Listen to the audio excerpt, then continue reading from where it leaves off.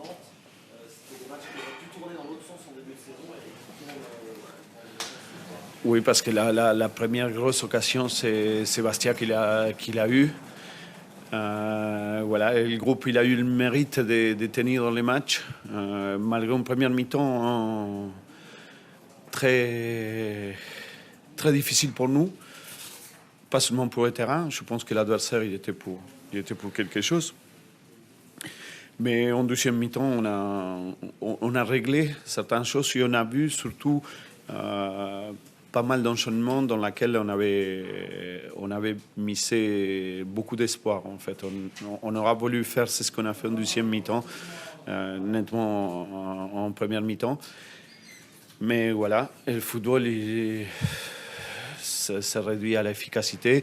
Et nous, on a trouvé, en tout cas pour un moment, parce qu'on a pu aussi sceller la victoire avant aussi. Il y a Laurent dehors. Il me vend pas. J'arrive. et le hasard, le championnat un peu bizarre, fait que vous êtes aujourd'hui plus proche de Bordeaux, de Saint-Etienne qui jouent l'Europe que des équipes de derrière. Ça va très Nous, on est proche de rien. On est proche du froid, de la neige, et voilà. Comme ça, on est proche de rien. Et moi, c'est ce qui m'intéresse, voilà, c'est savoir comment on va faire à Caen pour faire un bon match. Pablo, justement, ce match en deux temps, c'est quelque chose que tu avais conçu comme ça ou vraiment la deuxième mi-temps, elle pourrait être la première? Moi, je pense que, vu les changements qu'on avait fait, tout ça, on était capable de faire deux mi-temps comme on a fait la deuxième mi-temps. Je sais aussi que les matchs de reprise, et aujourd'hui c'était un match de reprise de championnat, parce que le championnat il pèse, malgré tout ce qu'on peut dire, quand on va jouer des matchs de coupe, les matchs de championnat ils pèsent différemment dans l'état mental de l'équipe. Je savais que les matchs de reprise, et dans des conditions comme ça, c'est toujours des matchs généralement très difficiles. Voilà. On ne comptait pas faire. Je pense qu'en première mi-temps, on a fait vraiment une première mi-temps très moyenne, très moyenne. Et voilà, c'est bien que le groupe quand même il trouve les choses nécessaires pour changer voilà la destinée du match, malgré qu'en première mi-temps on était en difficulté. Très intéressant, la série. Vous avez 7 matchs sans défendus, 5 victoires de nul, 5 victoires de suite à domicile contre les concurrents directs, surtout toujours sans prendre de but. Ça commence vraiment à vouloir dire quelque chose de significatif. Moi, les 2 jours, en fait on a vu 4, mais les 2 derniers jours qu'on a vus avant de préparer ces matchs-là comme ça, on a parlé justement du fait d'avoir des acquis sans avoir des acquis en fait. Et c'est vrai que la série, ça donne confiance.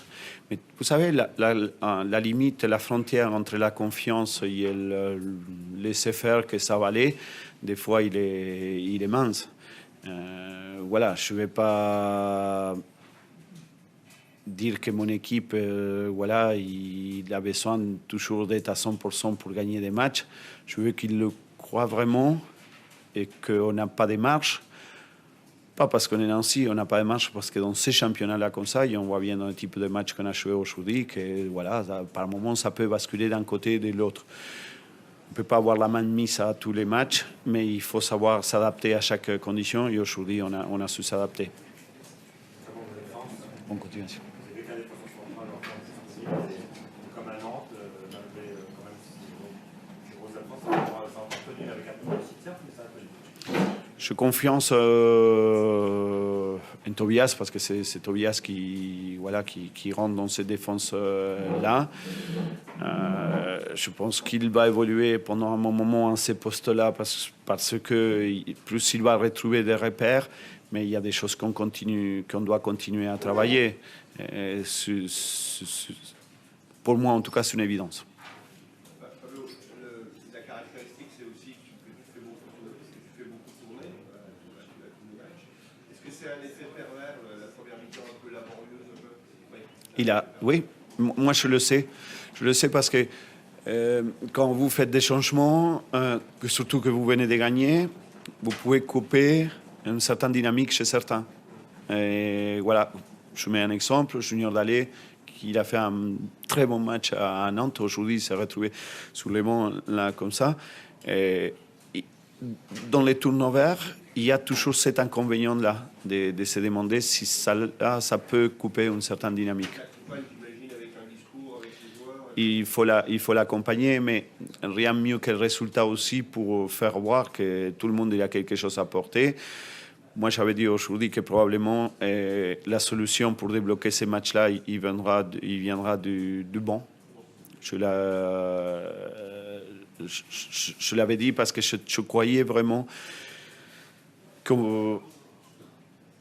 Et je crois personnellement que si on va vers un 11 type, le niveau de performance qui existe ce championnat-là, je ne suis pas sûr qu'on puisse le tenir.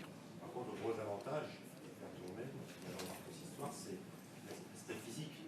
Physiquement, vous avez fini très fort.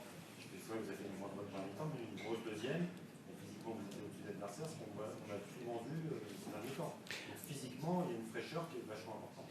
Probablement, c'est l'élément dans le football le plus difficile à quantifier. Mais probablement, voilà, c'est ça qu'aujourd'hui nous a fait gagner. Si on vient qu'à l'action del but seulement, on peut dire que Diallo, par exemple, qui n'avait pas joué à Besançon, mais qu'il a joué à Nantes, voilà, on essayait de répartir le temps des jeux, surtout dans des endroits où le match il peut basculer, il s'est nettement dans le milieu de terrain. Voilà, c'est bien.